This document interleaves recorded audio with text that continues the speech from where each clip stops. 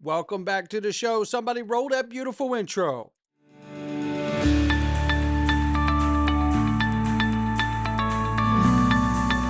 Digital Perspectives with Brad Kimes. Come on in.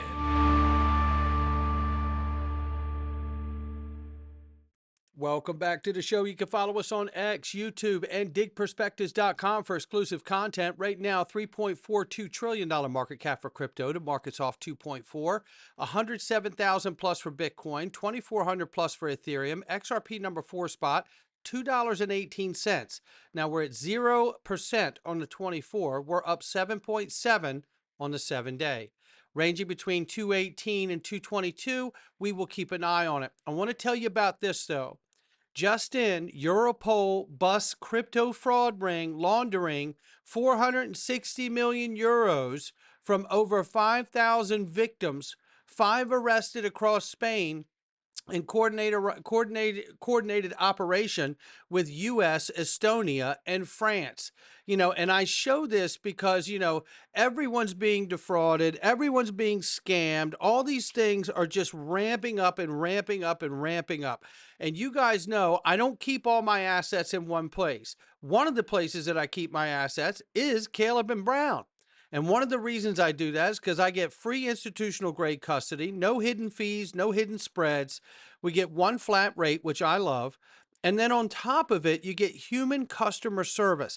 Now, this allows for a few things. One, excellent service. Two, it allows for you to also take advantage of the multiple layers of security they already have on the platform, but you can go a step further too. You can actually add restrictions, personal restrictions exclusively to your account above and beyond the multiple layers of security they already have.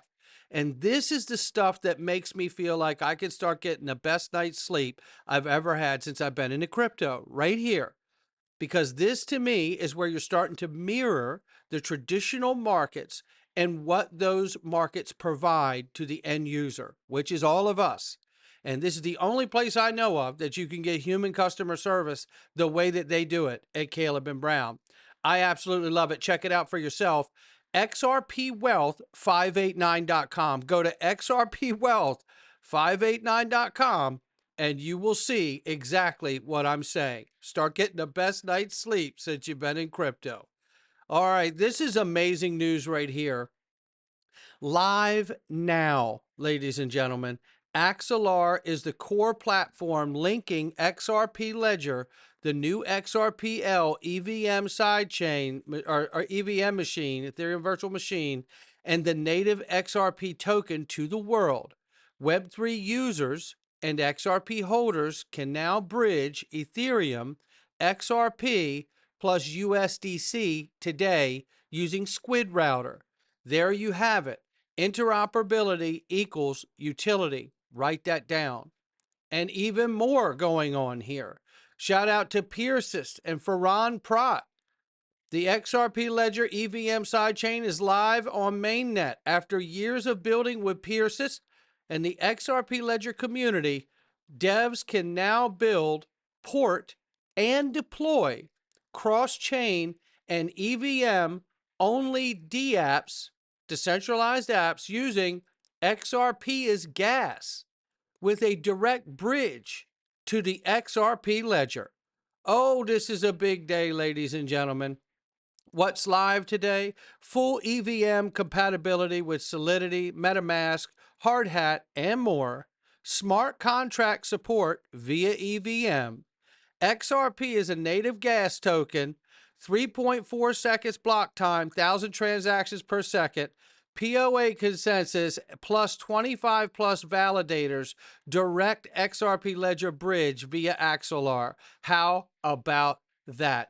This, to me, is the Internet of Value beginning to take shape, ladies and gentlemen, because all of this interoperability and multi-chain systems coming together is exactly how you get the Internet of Value.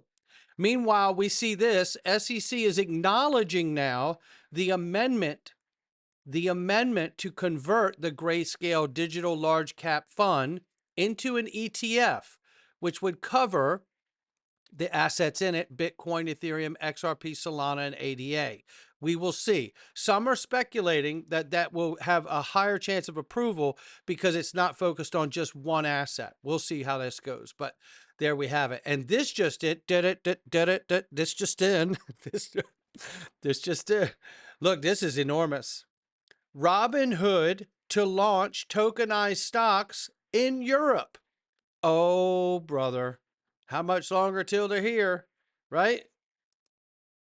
And what did Vlad Tenev tell us from Robinhood? Listen to the CEO.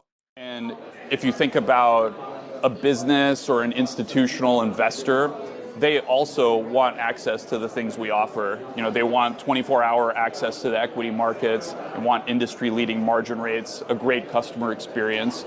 So over time, I do think you'll see us branching more out into serving other types of customers, not just retail, but also businesses and institutions.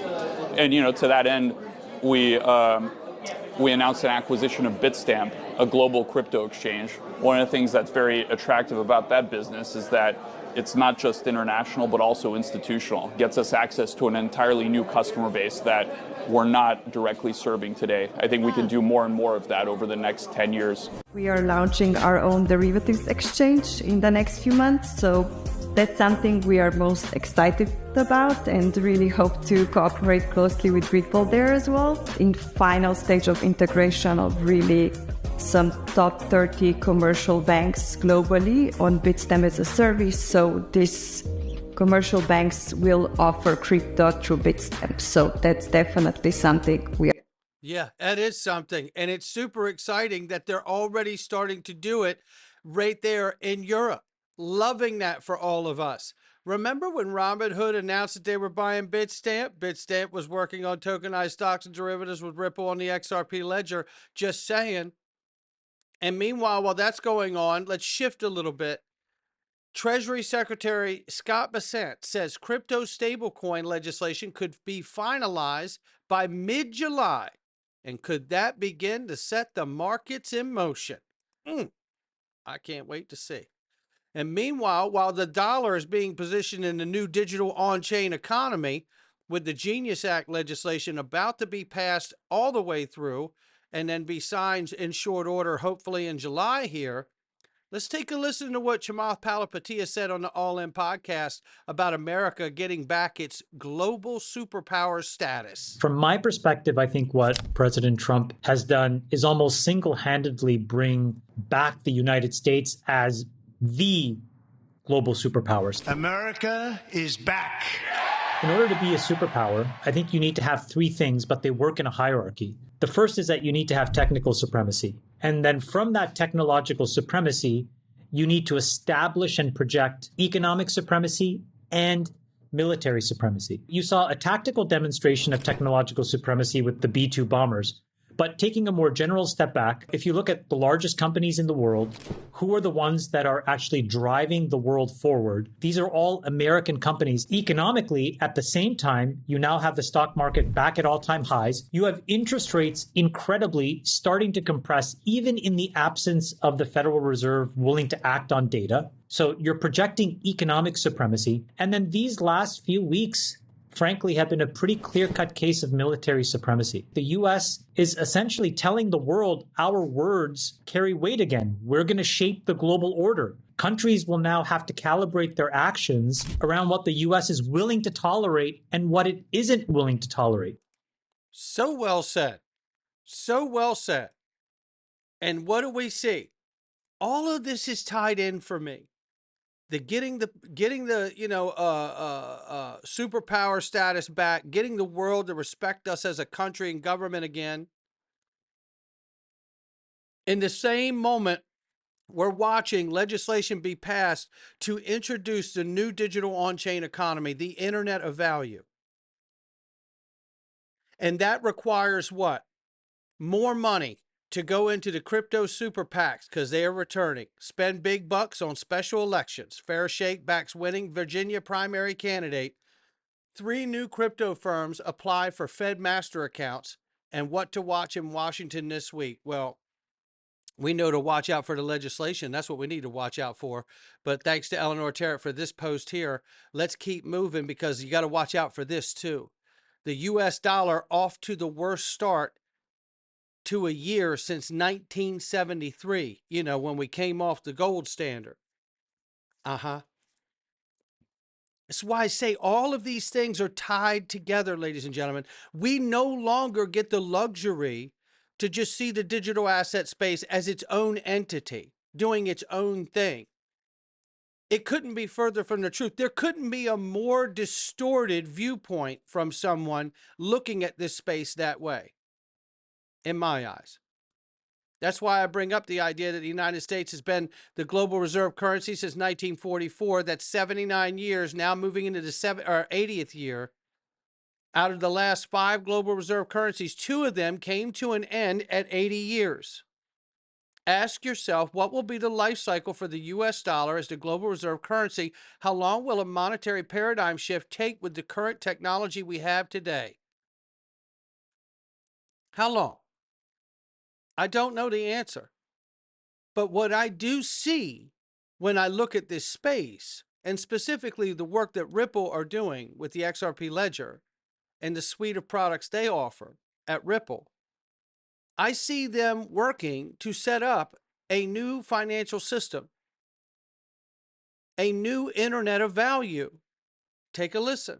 Because it requires capital to get it there. Our view in the future is you don't have to have this pre-funding, and instead you can use a digital asset to have global liquidity on demand. Now, we build upon a tech stack, an open source technology called XRP. XRP originally was built by some engineers who had seen some of the flaws of Bitcoin and the challenges of scalability around Bitcoin. Where Bitcoin today, on a per transaction basis, it's rather slow and rather expensive. XRP is very, very fast, about 1,000 times faster per transaction and 1,000 times cheaper per transaction. The other dynamic, of course, of correspondent banking is some of the more quote unquote exotic currencies, exotic corridors have been left to kind of stand on their own. And the liquidity in digital assets could be applied to actually make that much more democratized and a level playing field. There's no question about it. And to me, it is the future of finance. This is not hype. No question about it for me. And it goes to speak to this comment on stage at XRP Las Vegas 2025 from Greg Kidd. We're putting the entire banking industry direct on chain. Yes, on the XRP Ledger. Listen to him say it. I love this clip. This is a great clip. Let me back it up so you get the whole thing here. Here we go. Greg Kidd on stage at XRP Las Vegas. We're putting the entire banking industry direct on chain. Yes, on the XRP Ledger. Oh my goodness. You got to get a ticket, come to this thing. That's all I can tell you. I'm telling you, this is evidence that you will hear and learn things at events like this that you will not learn anywhere else. Now, Fastbank. Tell us about Fastbank. So I made the decision of what would it be like if we could put the banking industry directly on chain? So you've heard some of the other tokenized asset talks today. So the question is, instead of having like a Circle or a Tether in between, what if US banks put dollars directly on chain, including the XRP ledger? So that would mean that the ledger of record isn't some like old 50-year-old bank core, it's actually the blockchain. And so to do that, had to buy a US bank, and you can imagine, even though I'm ex-Federal Reserve, having worked at Ripple, made some other investments in crypto, it was not an easy lift, but last year we were finally approved. Might have helped that I ran for Congress and was going to make a stink if it didn't happen. Here in Nevada, right? Here in Nevada in the 2nd District. We purchased Fastbank, OCC, nationally chartered Fed holding company, and we have one purpose, which is to put the US dollar on chain. And what that means is these are FDIC insured US dollars, complete with Reg E chargeback protections, means if you get robbed, you get your money back, running on chain. And in particular, under the new administration with open banking and fair access, those dollars can be held by every person all around the world. Now listen. Essentially, everybody in the world has a US dollar deposit account, FDIC insured. And so I'd ask you a question. You've heard about the new 5% tax. If you're on this ledger and you're sending money from, You're here under one visa and you're sending it back home to your mom. If that money never leaves being a dollar, never leaves the country, never even leaves the bank, is that a remittance? I don't think so. I think in this new world, if everything is on Ledger, including the XRP Ledger, and it's just moving on Ledger, what does it mean anymore to move money from one country to another? It doesn't really happen. It just all stays on Ledger.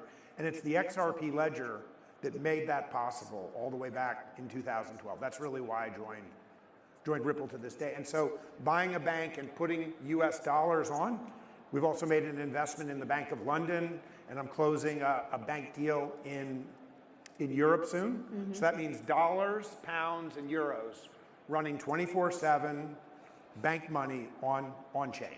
On chain, on the XRP Ledger. On the XRP Ledger. Okay. We'll put it on other ledgers too. News? So, yep. So, Yes, it is news. And then there's this too, where he talks about a company like Ripple could actually get a banking license. It's focused only on deposits and payments, no branches, no lending. Basically, I will continue to promote legislation. So a company like Ripple could actually get a bank license, right? And so, not saying that they want to, I'm not, but we're going to. Isn't that interesting? And as we get closer and closer to getting legislation, you have to try to, I mean, all of us, I believe, are trying to do this. We're all trying to envision what this space will look like after legislation is passed and signed into law. How will that look? What will the effects be? What would the advantage for Ripple becoming a bank be? Should they remain the same? Is there a different direction that they should go? Should they splinter a separate bank entity off of Ripple and leave Ripple? You know, there's so many things here that are so exciting to me, and we're on the cusp of finding every single one of them out. Because once the legislation is passed and signed into law, there is no more guesswork about what's going on out here. It'll just be watching the companies execute. And that is going to be a marvel. No question about it. Look, not financial advice from me or anyone else. It's just my digital perspectives. I'm getting very excited, ladies and gentlemen. This is really, really turning out to be the year that we get the legislation that we need in the United States, which I believe, in turn, becomes the catalyst for the entire digital asset space globally. I'll catch all of you on the next one.